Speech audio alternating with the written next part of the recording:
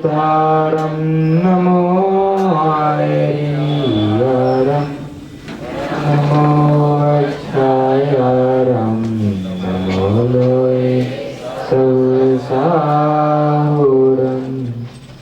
मेरे पवित्र मन में गुरुदेव आओ,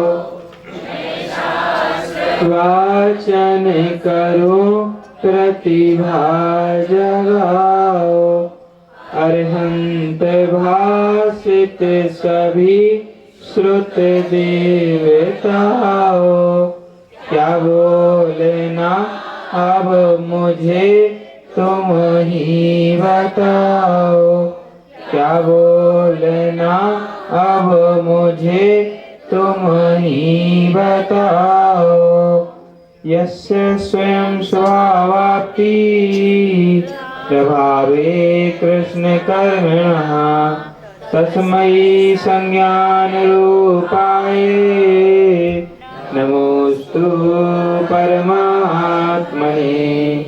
नमोस्तु परमात्मने।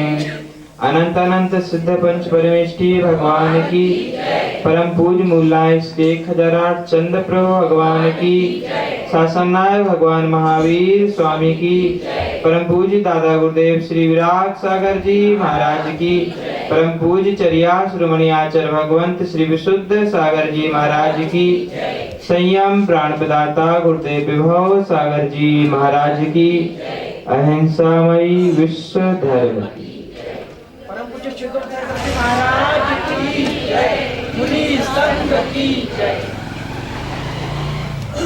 जीवन की जब उम्र ढलने लगती है तो मनुष्य के अंदर शालीनता का प्रवेश प्रकृति के द्वारा हो ही जाता है। जीवन एक ऐसी अद्भुत गाड़ी है जिसमें प्रारंभिक अवस्था में गति तेज रहती है, मध्यम अवस्था में गति भी मध्यम रहती है, और जब वृद्धावस्था आ जाती तो गति धीमी करने के लिए ब्रेक की आवश्यकता नहीं पड़ती, वो स्वतः ही गति मंद हो जाती। यह हमारे जीवन का एक इतना सुंदर पहलू है कि यदि इस पहलू के अनुसार हम अपने जीवन को गति दें तो हमें जीवन में किसी भी प्रकार के कष्ट का सामना नहीं करना पड़ेगा। जीवन को एक इतने सुंदर तरीके से जिया जाए कि उसमें कष्टों का समूह आने के पहले एक बार विचार करें।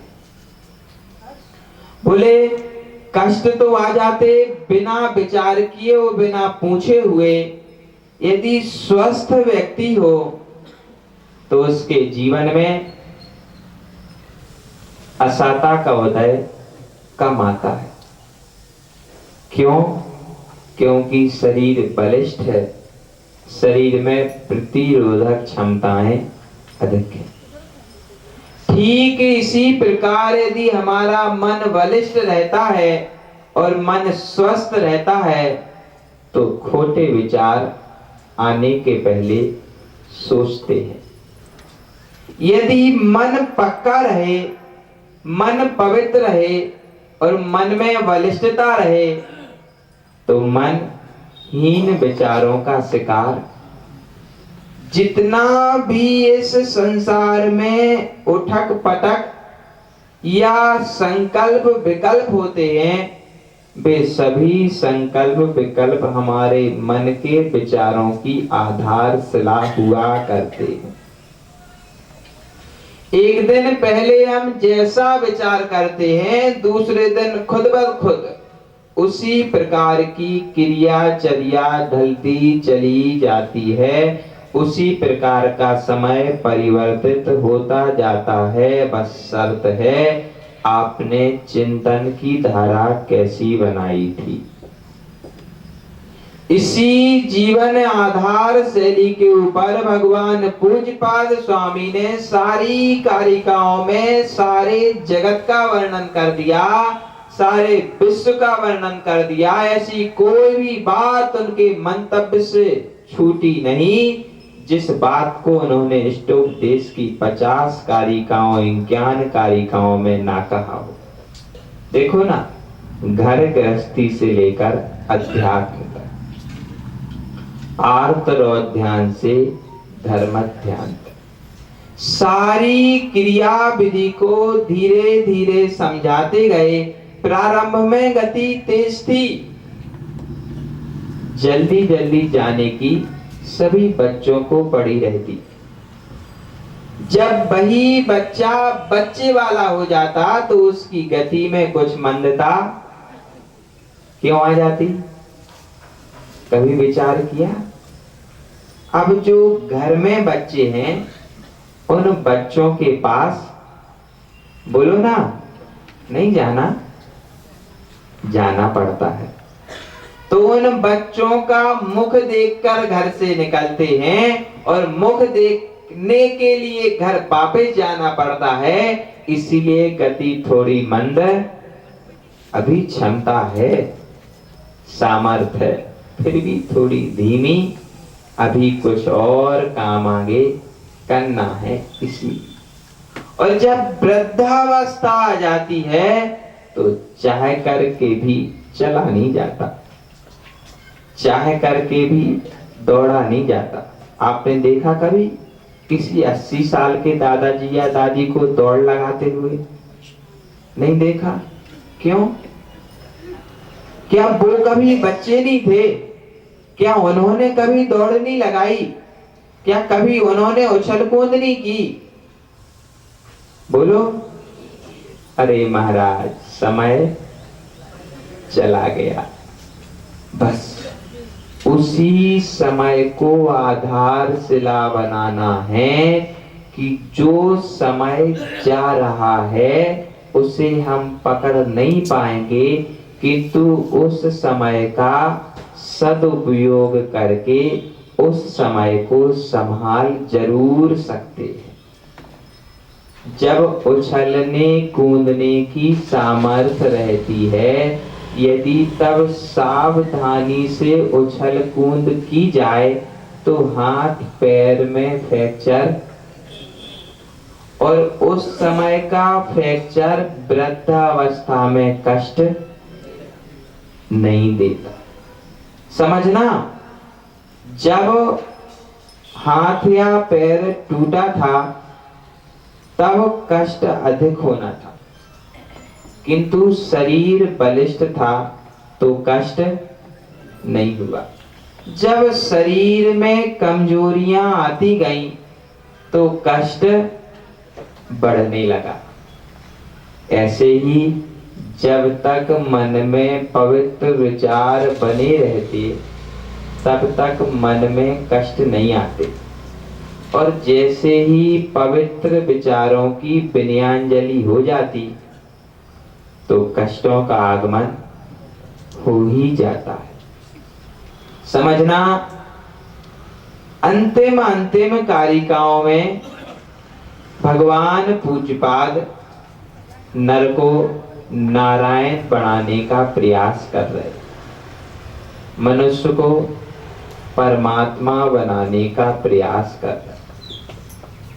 यद्यपि कोई भी आत्मा प्रारंभिक अवस्था से परमात्मा नहीं होती, किंतु यदि प्रारंभिक अवस्था से प्रयास करे, समझना, प्रारंभिक अवस्था से कोई परमात्मा नहीं होता, किंतु यदि पहले कदम से और प्रारंभिक अवस्था से प्रयास करे तो परमात्मा होने से कोई रोक भी नहीं सकता।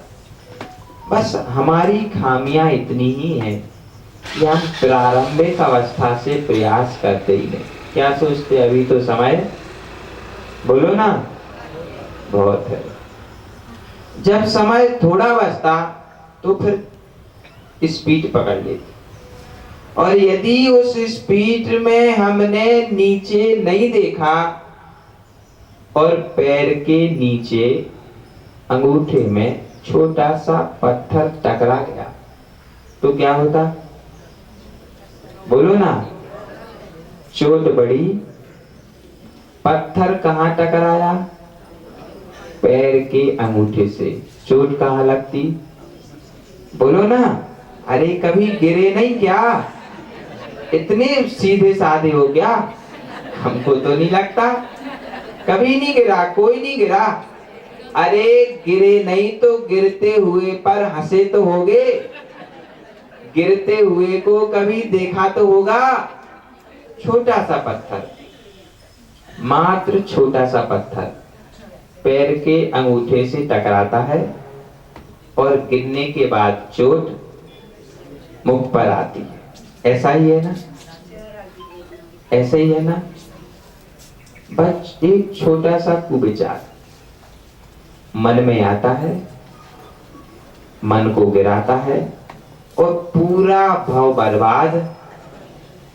एक मिथ्यात्व के विचार से, एक कुदर्शन के विचार से पूरा सम्यक्तमय जीवन बर्बाद हो जाता है। जैसे छोटे से पत्थर से चोट लगने पर, छोटे से पत्थर से टकराने पर मुख मलिन हो जाता है, मुख की चमक विसर्जित हो जाती है। अब समझना, उस मुख में चोट ना लग पाए इसीलिए यह अंतिम कारिका दी है कि अंतिम में भी यदि संभल गए, सुधर गए तो गिरोगे नहीं,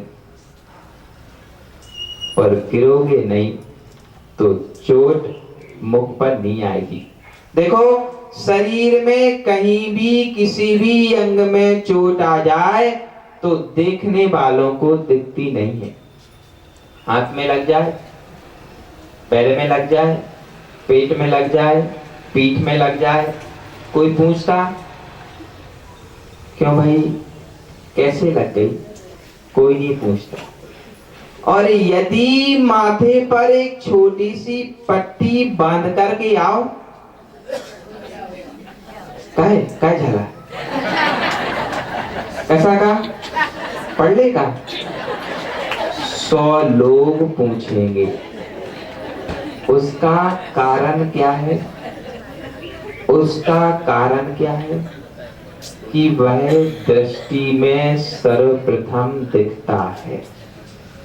जो दिखता है उस पर प्रश्न चिन्ह खड़े हो जाते हैं, और जो दिखता नहीं है उस पर प्रश्न नहीं होता है। मात्र इतना ही अंतर सम्यक और मिथ्यात्व में है कि मिथ्यात्व दिखता नहीं है तो प्रश्न चिन्ह खड़े नहीं होते, और सम्यक दिखता है तो उस पर सैकड़ों प्रश्न चिन्ह खड़े हो जाते हैं।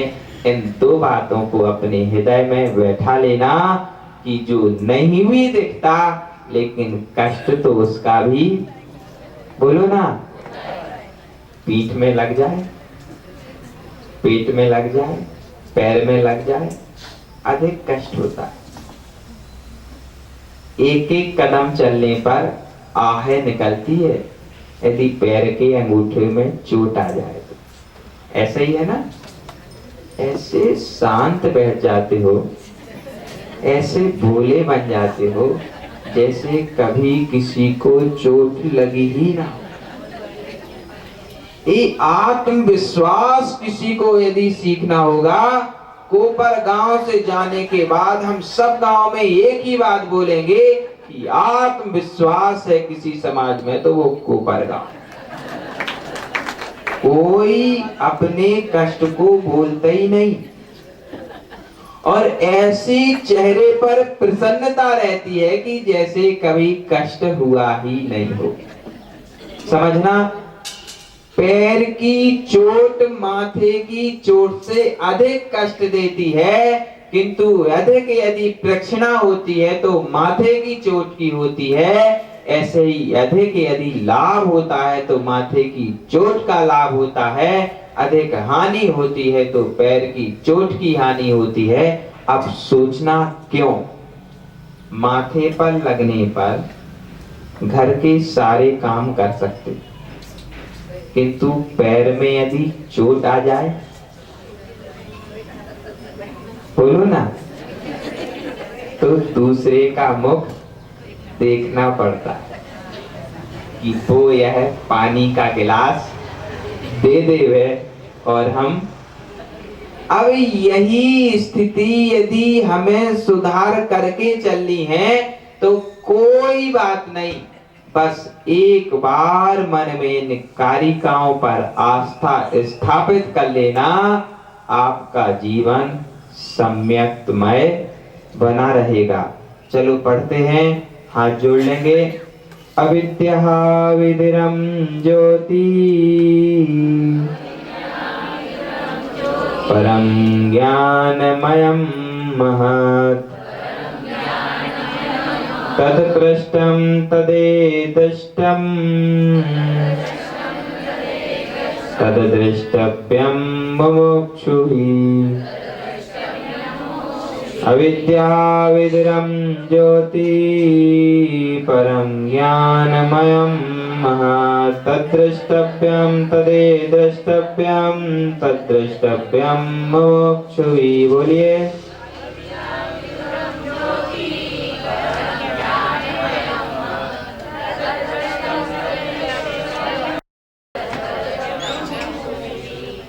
अविद्या विदुरम ज्योति, जो अज्ञान अंधकार को नष्ट करने वाली है वह परम ज्योति है, परम ज्ञान महम महत।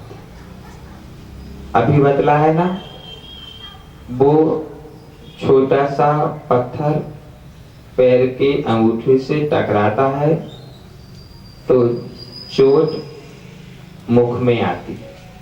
वैसे ही ये जो अज्ञान और अंधकार की ज्योति है ना, एक बार हृदय में आ जाती तो चोट आत्मा को देती है। अब प्रश्न उठ जाएगा कि आत्मा को तो लगती ही नहीं, आत्मा को तो कष्ट होता है। अब देखो, एकांत में मत चले जाना।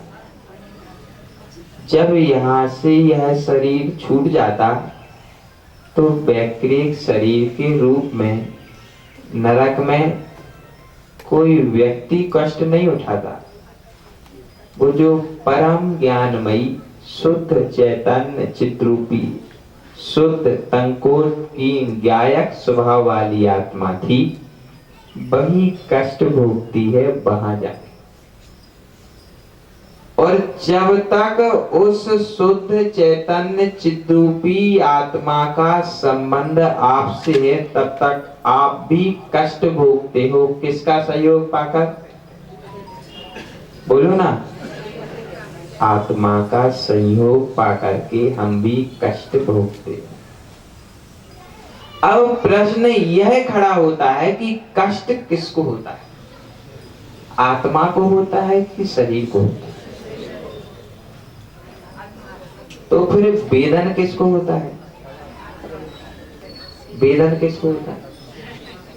अब समझना, जब शरीर में कष्ट आता है तो वेदन आत्मा को होता है और आत्मा के वेदन के द्वारा शरीर में प्रतिक्रिया होती है और दोनों जब आपस में मिल जाते हैं तो कष्ट ही कष्ट दिखाई देता है। वैसे ही आत्मा ज्ञानी है और शरीर, बोलो ना, जड़ है, मूर्ख है, अज्ञानी है। अब आत्मा की प्रतिक्रिया उस जड़ शरीर में मिल गई तो क्या हुआ? जोड़ हो गया ना। प्लस और माइनस क्या होता? नहीं पता? स्कूल नहीं गए क्या? माइनस प्लस बराबर माइनस और प्लस माइनस बराबर प्लस। अब समझना, शरीर प्लस है, आत्मा माइनस है, बराबर बराबर प्लस हुआ ना? नहीं हुआ? अब यदि तुमने अपनी बुद्धि घुमा ली और उस बुद्धि को शरीर में लगा दिया, तो जो ज्ञानमयी आत्मा थी वह भी अज्ञानी ही हो जाती है और उस अज्ञान का ही सबसे ज्यादा दुख हुआ करता है। इसीलिए शरीर तो जड़ है, मूर्ख है, यह पहले से विदित है और यही सत्य है, किंतु उस आत्मा की परिणति को उस जड़ चेतन में मत मिलाओ। उस अचेतन में मिलाने से इस आत्मा की परिणति भी अचेतनमय अशुद्ध होगी ही होगी, और जब अशुद्धि का प्रवेश हो जाता है तो ज्ञान भी अशुद्ध हो जाता है और उसकी परिणति भी अशुद्ध और दुख रूप ही होती है। सुख कितना होता, बोलो ना। कभी किसी ने नापा तोला? सुख कितना होता? नहीं नापा। व्यापारी लोग कैसे हो आप लोग? काका कभी नहीं तोला सुख? नाप लेते, दूध को नाप करके लिया जाता, गेहूं चना को तौल करके लिया जाता, ऐसे ही है ना। तो सुख किसी ने नहीं तोला, हम तौल दें? अरे कोई अनंत नहीं, वो सिद्धों की चर्चा है अजमेरा जी।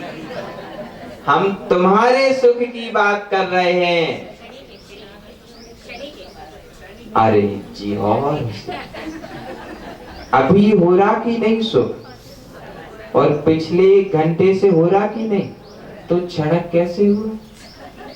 यदि क्षणक था तो नष्ट हो जाना चाहिए था। आचार्य कहते हैं ज्ञान बराबर सुख। कितना सुख? अब नाप लो, जितना ज्ञान उतना सुख, जितना ज्ञान उतना दुख। ज्ञान बराबर सुख। इस प्रवचन में भी लोग दुखी हो सकते यदि ज्ञान नहीं होगा तो। क्या पता महाराज क्या क्या बोलते हैं, कहां कहां की बातें लाते, तो यहां भी दुख हो सकता। और यदि ज्ञान हुआ तो घर पर भी जब तू मैं होती तब सुख का अनुभव कर लेते हैं कि देखो ना यह कितना अच्छा है, मेरी गलती होने पर भी मुझसे कुछ नहीं कहता, बाजू वाले से ही सब कहता, भले ही वो तुम ही से कहे। देखो ज्ञान की पर्याय है, जिस ओर घूम जाओगे उस ओर घुमा दी जाएगी, और जिस ओर आप जैसा चिंतन करोगे वैसा आनंद मिलने लगेगा। इसलिए आचार्यों ने कहा ज्ञान बराबर सुख, अज्ञान बराबर। अब जितने अंशों में ज्ञान उतने अंशों में, अब बुरा नहीं मानना कोई किसी का। कोई यदि आपको सुव्यवस्थित रूप से बड़ी सुंदर अक्षरों में गालियां लिख के दे दे, बड़ी सुंदर हैंडराइटिंग और रंग बिरंगे पेन, बड़ा सुंदर 300 रुपए की डायरी का कागज, उस पर कोई सुंदर गालियां लिख के दे दे तो बुरा नहीं मान। बेचारे के पास इतना ही ज्ञान है, कहां से लाएगा? जिसके पास जितना ज्ञान होगा उतना ही तो देगा। बस प्रसन्न रहना कि उसका ज्ञान हमें नहीं लेना। यदि गालियों को स्वीकार कर लिया तो तुम भी क्या हो गए? बोलो ना जोर से। अब हमने नहीं बोला, आपने ही बोला और अपने लिए ही बोला। एक बड़ी प्रसन्नता की बात है काका, अपने लिए बुरा बोलने के लिए बड़ा साहस चाहिए। पूरा संसार देखो, पर आत्म निंदा आत्म प्रशंसा चाहे नीचे ही रहे। अब नियम से आप लोगों ने अपने लिए अज्ञानी कहा है तो उच्च गोत्र की प्राप्ति, बोलो ना, अब तो बजा लो तालियां अपने लिए। उच्च गोत्र की प्राप्ति कैसे? इसका विपरीत आत्मनिंदा परात्म प्रशंसा। चौचैर भगवान पूज्यपाद भी बड़े, उमा स्वामी महाराज पूज्यपाद महाराज बड़े समझदार थे, और उनसे ज्यादा समझदार आप हो। क्यों? क्योंकि आपके भीतर साहस है स्वयं को अज्ञानी कहने का। कोई नहीं मिलता ऐसा साहस वाला। अभी पूछो, आप मूर्ख हो, जवान संभाल के बोल, तुरंत वार्निंग मिल जाएगी। समझना यह है कि जितनी अंशों में, जितने आत्मा के प्रदेशों में ज्ञान है, उतने ही आत्मा के प्रदेशों में सुख है। और वह ज्ञान कहीं अलग से नहीं आया, वह आत्मा में ही था, और आत्मा से पर्दा हट गया, ज्ञान प्रकट हो गया। समझना, अविद्या विद्रम ज्योति परम ज्ञान महमृतम तद्दृष्टम तदेदृष्टव्यम। उसको पाने का प्रयत्न करना चाहिए। देखो, सीधी सी बात है, एक उदाहरण दें क्या? बुरा तो नहीं मानोगे? जब आपके यहाँ छोटा सा बिल्कुल 2-5 दिन का नन्हा मुन्ना सा बालक हुआ था, जब उस बालक को भूख लगती थी और वो रोता था, तो आपके ऐसे हाथ करने पर वो मूर्ख बालक, उसको क्या कहोगे? मूर्ख ही है, अभी उसमें कोई ज्ञान तो नहीं है, लेकिन उसके भीतर भी ज्ञान है। वह भी अपने दोनों हाथ आपके पास आने को, बोलो ना, सत्य है ना? सत्य है ना? क्यों? क्योंकि आत्मा बिना ज्ञान के होती नहीं है। अब हाथ क्यों बढ़ाए? हाथ क्यों बढ़ाए? क्योंकि उसके पास ज्ञान है, ये मेरी माँ है, मुझे दूध पिलाएगी। उस ओर परिणति गई तो ज्ञान का प्रकाशन हुआ और हाथ आगे बढ़ा लिए। बस इतनी सी ही बात समझने की है कि जिस ओर हमारा ज्ञान जाएगा, वह वस्तु स्थिति का ज्ञान हमें प्राप्त हो जाएगा। अब अभी तक आप लोग क्या बोले थे? अभी अज्ञानी। फिर से बोल दो एक बार, बड़ा अच्छा लगता है। अज्ञानी क्यों बने रहे? सोचा क्यों बने रहे? क्योंकि अभी तक आपके ज्ञान ने ज्ञान प्राप्त करने के लिए प्रयत्न नहीं किया। तद्दृष्टव्यम तदेदृष्टव्यम। देखा तो कि मंदिर में इतनी सारी पुस्तकें विराजमान, रोज उदक चंदन तंदुल पुष्प कई, जिन सूत्रेभ्यो अर्घम निर्पामति। एक बादाम, एक लौंग, एक चरू, थोड़े से चावल चढ़ा दिए। ज्ञान, बोलो ना, ज्ञान नहीं आया। उस ज्ञान के ना आने का कारण यह रहा कि उस ओर देखा तो, लेकिन पाने का प्रयत्न। देखो, जितने अंशों में उस ओर बुद्धि जाएगी, उतने अंशों में ज्ञान इस ओर आएगा। बालक को भूख लगने पर उसे ज्ञात होता है कि इस माँ ने कल दूध पिलाया था, तो यही माँ आज भी दूध, और हाथ उस माँ की ओर बढ़ा देता है। उस छोटे से दुधमुहे बालक को समझाना नहीं पड़ता, बेटा ये तेरी माँ है। समझाना पड़ता क्या? पप्पा का तो बताने पड़ता, बेटा ये तेरे पप्पा है, बेटा ये तेरे पप्पा है। लेकिन माँ का नहीं बताना पड़ता। कभी किसी ने बताया ये माँ है?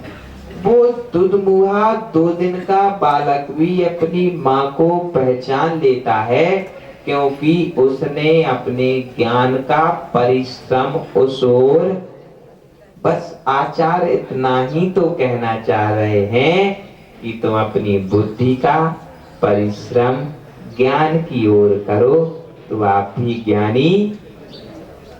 अब ज्ञान की आवश्यकता क्या है? ऐसा नहीं लगता कभी जब देखो जो बस ज्ञान की बातें करते? अरे कभी तो कोई विषय हटके ले, कभी तो कोई अलग से कोई बात, नई बात बताए।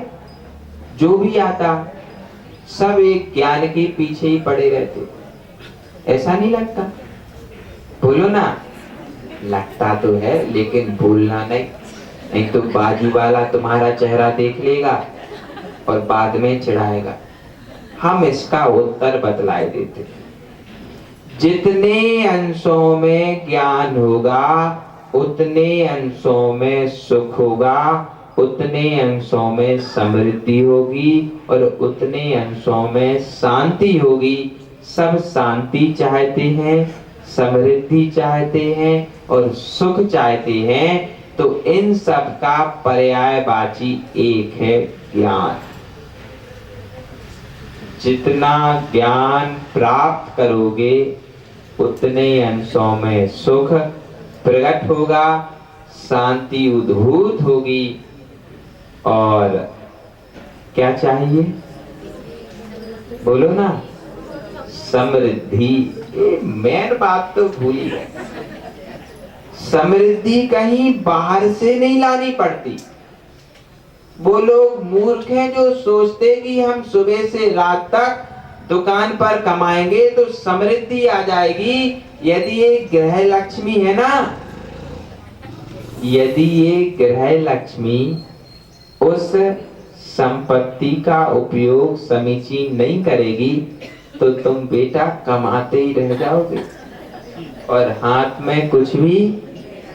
समझना, उस संपत्ति को संभालने के लिए ग्रह लक्ष्मी संस्कारित होना चाहिए और जब तक वह संस्कारित नहीं होगी तब तक समृद्धि सुरक्षित नहीं रहेगी और समृद्धि सुरक्षित चाहिए तो उसको ज्ञान देना पड़ेगा। सारी समस्याओं का एक हल ज्ञान। और जैसे जैसे ज्ञान प्राप्त हो जाता है तद्द्रष्टव्यम मोक्षुई। ये मुमुक्षु नहीं है कि पहुंच गए कहीं और नाम ले लिया किसी ने, आओ मुमुक्षु तो मुमुक्षु हो गए। ये मुमुक्षु नहीं है जैनागम में। ये तो बना दिया है कि आओ मुमुक्षु मंडल आ गया और मुमुक्षु हो गए। कहने से मुमुक्षु नहीं बन जाएंगे और एकांतवाद का ज्ञान लेने से भी मुमुक्षु नहीं बन जाएंगे। जब तक इस भेद विज्ञान का ज्ञान नहीं होगा तब तक मुमुक्षु संज्ञा प्राप्त। जिसे ज्ञान होगा वह करने योग और ना करने योग का विवेक रखेगा। देखो ना, वो शंका समाधान पंडित रतन लाल जी पेनाडा भाग 1, उसमें एक शंका पूछी गई कि सम्यक दृष्टि जीव या सम्यक दृष्टि व्यक्ति आलू और हिंसा के काम कर सकता क्या? तो उसके सम्यक दर्शन में दोष कहाँ लगता? पढ़ी नहीं पढ़ी? पढ़ना। बोले उसके सम्यक दर्शन में दोष कहां से लग गया? सम्यक दृष्टि के लिए कोई नियम है क्या कि वो आलू ना खाए? बोलो शोभा, नितिन काका, मना, कहीं नियम आया कि तुम चौथे गुण स्थान वर्ती हो गए, सम्यक दृष्टि हो गए? वो कहां गई? मंगलम। कहीं लिखा सम्यक दृष्टि के लिए कि वो आलू ना खाए, वो हिंसा ना करे? कहीं लिखा? क्यों नहीं लिखा? खा सकता है, कोई आपत्ति है क्या? बोलो ना। अरे आप लोग बोलते नहीं हो, हमको नहीं करना प्रवचन। क्यों? अब देखो मतलब की बात पकड़ना। उसकी समाधान करते हुए क्या कहा कि जो सम्यक दृष्टि होगा वह सम्यक ज्ञानी भी होगा, और ज्ञानी जीव कभी हिंसा की प्रवृत्ति में प्रवृत्त। आलू खाने से हिंसा होती है, हरी घास पर चलने से हिंसा होती है। तो सम्यक दृष्टि जो होगा वह यह प्रवृत्ति नहीं करेगा, क्योंकि उसे अपना सम्यक दर्शन बचाना है। तो फिर नया प्रश्न है कि हरी घास पे चलने से क्या सम्यक दर्शन नष्ट हो जाएगा? बोलो काला जी। हमें समझ में नहीं आता, कहां से पढ़ लिख के आ गए लोग,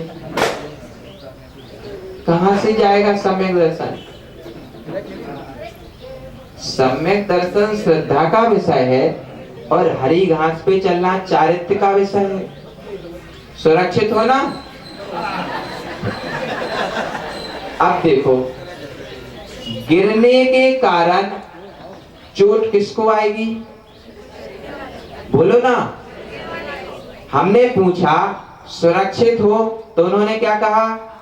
हाँ, मतलब चोट। अब इसी बात को आगे पकड़ना, सावकाश। इसी बात को आगे पकड़ करके चलना कि यदि सम्यक दर्शन को सुरक्षित रखना है तो कुर्सी को सुरक्षित रखना पड़ेगा। यदि कुर्सी पर से गिर गए तो हाथ पैर ना भी टूटे, चोट तो। अब समझना, यदि स्वयं को सुरक्षित रखना है तो कुर्सी की भी सुरक्षा जरूरी है ना। बस इतना ही अंतर है कि सम्यक दर्शन सुरक्षित रखना है तो उसके बाह्य निमित्तों को भी सुरक्षित रखना। अब आपकी बात अच्छी लगी, काला जी समझदार है।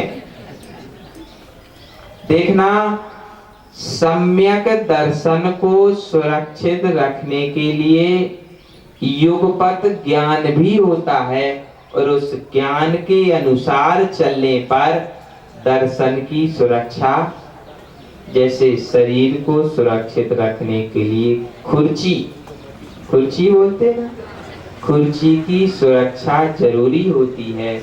उसी प्रकार से जो ज्ञान और अज्ञान में भेद करके जानता है और ज्ञान को चातक की तरह निहारता है, वह ज्ञान को देखने वाला मुमुक्षु भी भेद विज्ञान करने वाला मुमुक्षु कहलाता है। अन्य कोई भी ज्ञानी सम्यक दृष्टि को मुमुक्षु संज्ञा प्राप्त, जो शुभ अशुभ, अच्छा बुरा, गुण और दोष का विवेक रखता है, उसी को मुमुक्षु संज्ञा प्राप्त है। जिन्हें इस बात का विवेक प्राप्त हो चुका है उन्हें मुमुक्षु कहो, कोई आपत्ति। लेकिन जिन्हें इस विवेक का ज्ञान नहीं ना, यदि उनको मुमुक्षु कहा तो पूज्यपाद महाराज छोड़ेंगे नहीं। इस बात का, इस न्याय का ध्यान रखना। आपका समय हो गया, कल पुनः समय मिलेगा तो कल पुनः बताएंगे। परम पूज्य संयम प्राण प्रदाता गुरुदेव विभव सागर जी महाराज की चिंतामणि चिंतित वस्तुदाने तम वर्तमान स्ममास्तुते।